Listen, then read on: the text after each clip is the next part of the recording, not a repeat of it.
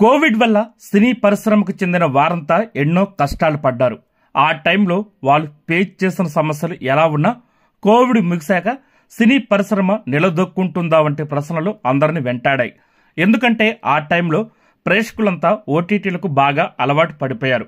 మరోపక్క నిత్యావసరాలు పెరిగిపోవడంతో థియేటర్లకు వచ్చి సినిమాలు చూడటానికి ప్రేక్షకులు ఎవరు ఇంట్రెస్ట్ చూపలేదు. ఆ టైంలో హీరో హీరోయిన్లు రెమ్యునరేషన్ తగ్గించుకోవాలంటూ దర్శక నిర్మాతలు విజ్ఞప్తి చేశారు. అందుకు చాలా మంది హీరోలు అంగీకరించారు కూడా. అయితే కోవిడ్ తర్వాత తక్కువ టైంలో కోలుకున్నది టాలీవుడ్ అని చెప్పాలి. పుష్ప, RRR వంటి సినిమాలు తెలుగు సినిమా స్థాయిని బాగా పెంచాయి.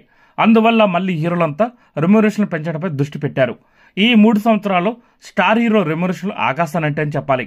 కోవిడ్ టైంకి 50 కోట్లకి అటు ఇటుగా ఉన్న స్టార్ హీరోల రెమ్యునరేషన్లు ఇప్పుడు 100 కోట్ల మార్కును దాటేశాయి.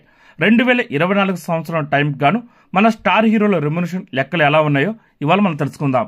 Prabhas pan India star hero Prabhas Raja Saab cinema కోసం 150 కోట్ల రూపాయల రెమ్యునరేషన్ తీసుకోబోతున్నారు. ఇప్పుడు ఆయన రేంజ్ 200 కోట్ల పైనే ఉంది. అల్లు అర్జున్ పుష్ప 2 సినిమా కోసం దాదాపు 3 సంవత్సరాలు కేటాయించాడు అల్లు అర్జున్. దీంతో అతను రెమ్యునరేషన్ 150 కోట్ల రూపాయలు అందుకోబోతున్నాడు. అలాగే హిందీ రైట్స్ రూపంలో వచ్చే మొత్తంలో కొంత శాతం అల్లు అర్జున్ కి రెమ్యునరేషన్ గా ఇస్తున్నారంట. జూనియర్ ఎన్టీఆర్ RRR సినిమాతో ఎన్టీఆర్ కి పాన్ ఇండియా ఇమేజ్ వచ్చింది. అందుకే అతను కూడా రెమ్యునరేషన్ పెంచినట్టు తెలుస్తుంది. ప్రస్తుతం ఎన్టీఆర్ ఒక్కొక్క సినిమాకి 100 కోట్లు డిమాండ్ చేస్తున్నాడంట. వార్ 2 సినిమాకి గాను హృతిక్ రోషన్ కంటే కూడా ఎన్టీఆర్ రెమ్యునరేషన్ ఎక్కువని బాలీవుడ్ మీడియాలో టాక్ వస్తుంది. మహేష్ బాబు గుంటూరు కారం సినిమాకి 65 కోట్ల రూపాయల రెమ్యునరేషన్ అందుకున్నాడు మహేష్ బాబు. రాజమౌళి దర్శకత్వంలో చేస్తున్న సినిమా కోసం అతను 100 కోట్ల వరకు రెమ్యునరేషన్ అందుకోబోతున్నాడు. రామ్ చరణ్ RRR సినిమాతో ఒక్కసారిగా పాన్ ఇండియా ఇమేజ్ తెచ్చుకున్న రామ్ చరణ్ RRR సినిమాకి 40 కోట్ల వరకు రెమ్యునరేషన్ అందుకున్నాడు. ఇప్పుడు గేమ్ చేంజర్ సినిమా కోసం దాదాపు 100 కోట్ల వరకు రెమ్యునరేషన్ అందుకోబోతున్నాడు. పవన్ కళ్యాణ్ పవర్ స్టార్ పవన్ కళ్యాణ్ ప్రస్తుతం సినిమాలకి కొంచెం దూరంగా ఉంటున్నా ఆయన డిమాండ్ మాత్రం ఏమీ తగ్గలేదని చెప్పాలి. పవన్ కళ్యాణ్ ఓకే అంటే 100 కోట్లు అడ్వాన్స్ ఇచ్చేయడానికి దర్శక నిర్మాతలు రెడీగా ఉంటున్నారు. ప్రస్తుతం అతను చేస్తున్న ఓజీ, ఉస్తాద్ భగత్ సింగ్, హరిహర వీరమల సినిమాల కోసం ఒక్కొక్క సినిమాకి 60 కోట్ల వరకు రెమ్యునరేషన్ తీసుకుంటున్నాడు పవన్ కళ్యాణ్. మెగాస్టార్ చిరంజీవి 70 ఏళ్ల వయసులో కూడా చిరంజీవి డిమాండ్ ఏమీ తగ్గలేదని చెప్పాలి. ఆయన సినిమాలకి ఇప్పటికీ రికార్డు ఓపెనింగ్స్ వస్తున్నాయి. దీంతో ఆయన కూడా రెమ్యునరేషన్ 40 కోట్ల నుండి 50 కోట్ల వరకు అందుకుంటున్నాడు.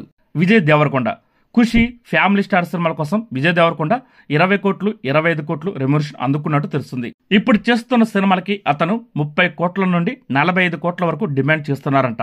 అతని మార్కెట్ ప్రకారం విజయ్ డిమాండ్ చేస్తున్నాడు. నందమూరి బాలకృష్ణ అఖండ సినిమా వరకు రెమ్యునరేషన్ విషయంపై బాలకృష్ణ పెద్దగా దృష్టి పెట్టేవారే కాదు. కానీ ఇప్పుడు ఆయన కుమార్తె తేజస్విని బాలకృష్ణకి మేనేజర్ గా వ్యవహరిస్తున్న తరుణంలో ఆయన రేంజ్ కి తగ్గట్టు 30 కోట్ల రెమ్యునరేషన్ డిమాండ్ చేస్తుందంట. దర్శక నిర్మాతలు కూడా ఇందుకు ఓకే అంటున్నారంట. ఇలా చూసుకున్నా కూడా బాలకృష్ణ రెమ్యునరేషన్ పెద్ద ఎక్కువేమి కాదని చెప్పాలి. నాని నేచురల్ స్టార్ నానితో సినిమా అంటే సేఫ్ ప్రాజెక్ట్ గా భావిస్తున్నారు నిర్మాతలు. ప్రస్తుతం నాని 25 కోట్ల నుండి 30 కోట్ల వరకు డిమాండ్ చేస్తున్నాడు. అతను అడిగినంత ఇవ్వడానికి నిర్మాతలు ఓకే అంటున్నారు. రవితేజ మాస్ మహారాజ్ రవితేజ సినిమాలు ఈ మధ్య వరుసగా ఫ్లాప్ అవుతున్నా అతని డిమాండ్ మాత్రం తగ్గడం లేదు. అతను 30 కోట్ల వరకు రెమ్యునరేషన్ డిమాండ్ చేస్తున్నప్పటికీ 25 కోట్ల వరకు ఇవ్వడానికి నిర్మాతలు ఓకే అంటున్నారు.